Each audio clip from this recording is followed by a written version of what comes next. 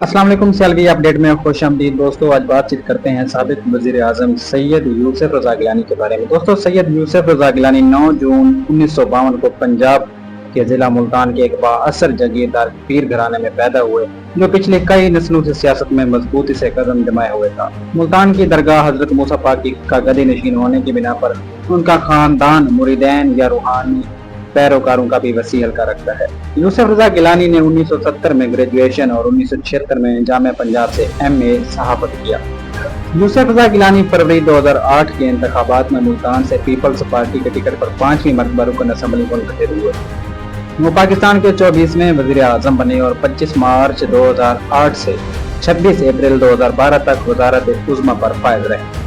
19 जून 2012 को तौहीन अदालत के मुकदमा में सजा की वजह से 26 अप्रैल 2012 से वजारत उज़्मा और कौमी असम्बली की रुकनीत से हटा दिया गया और 5 साल के लिए नाअहल करार दे दिया गया। उन्होंने अपनी अमली सियासत का आगाज सन 1978 में किया।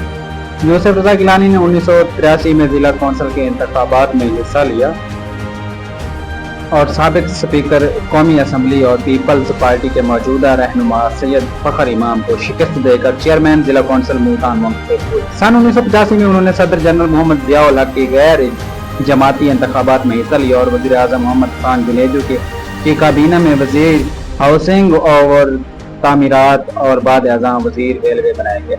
राजा मोहम्मद अयूब 1988 में पीपल्स पार्टी में शामिल हुए और उसी बार से होने वाले आम इंतखाबात में उन्होंने पाकिस्तान पीपल्स पार्टी की टिकट पर इलेक्शन में हिस्सा लिया और अपने मद्दे मुकाबिल नवाज शरीफ को शिकस्त दी, जो कौमी असम्बली की 4 नशिस्तों पर उम्मीदवार थे। इन इंतखाबात में कामयाबी के बाद यूसुफ रजा गिलानी एक मरतबा फिर वफाकी काबीना के रुकन बने और इस मरतबा उन्हें बेनज़ीर भुट्टो की काबीना में सियाहत और हाउसिंग व तामीरात की वजारत मिली। सियासी कैरियर के दौरान यूसुफ रजा गिलानी के खिलाफ इख्तियारात के नाजायज इस्तेमाल के इल्जाम में नैब ने रेफरेंस दायर किया और रावलपिंडी की एक एहतसाब अदालत ने सितंबर सन 2004 में यूसुफ रजा गिलानी को कौमी असम्बली से सेक्रेटरीट में 300 मुलाजमीन गैर कानूनी तौर पर भर्ती करने के इल्जाम में 10 साल कैद बामुशक्कत की सजा सुनाई। ताहम 2006 में यूसुफ रजा गिलानी को अदालती हुक्म पर रिहाई मिली। यूसुफ रजा गिलानी ने अडियाला जेल में असीरी के दौरान अपनी याददाश्तों पर मबनी एक किताब चाह यूसुफ से सदा लिखी।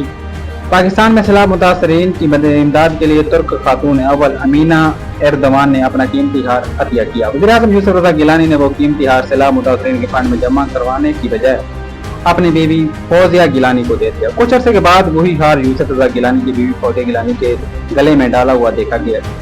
सैलाब मुतासरीन ने इस पर अदालती चाराजोई की, जिसके नतीजे में यूसुफ रजा गिलानी को ये कीमती हार वापस सरकारी खजाने में जमा करवाना पड़ा। यूसुफ रजा गिलानी की इस हरकत पर दुनिया भर में रुसवाई हुई। कौमी मुफाहमत फरमान 2007 का अलअदम हो जाने के बाद अदालत उज़्मा ने वफाकी हुकूमत को हुक्म दिया कि जरदारी के खिलाफ 100 अदालतों में जेर समात मुकदमात को रुकवाने का फैसला वापस लेते हुए दोबारा मुकदमात खोलने की दरख्वास्त 100 अहकाम को लिख जाए।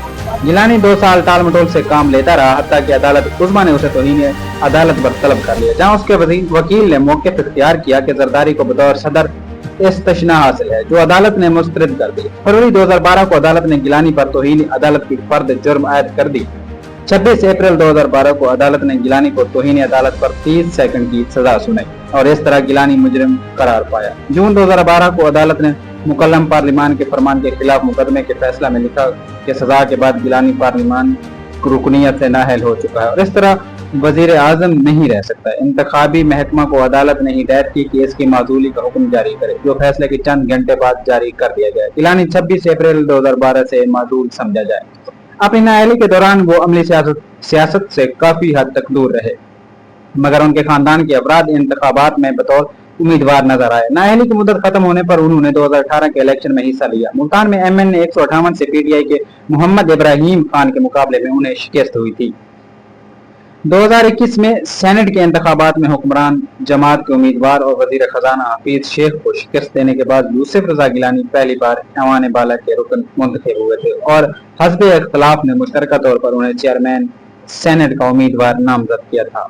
8 फरवरी 2024 के इलेक्शन में कामयाबी के बाद यूसुफ रजा गिलानी ने बहसीयत रुकन कौमी असम्बली हलफ उठाया और सेनेट की नशिस्त से इस्तीफा दे दिया।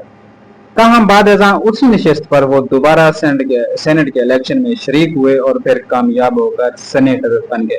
مزید ایسی اپڈیٹس کے لیے ہمارے یوٹیوب چینل سیالوی اپڈیٹ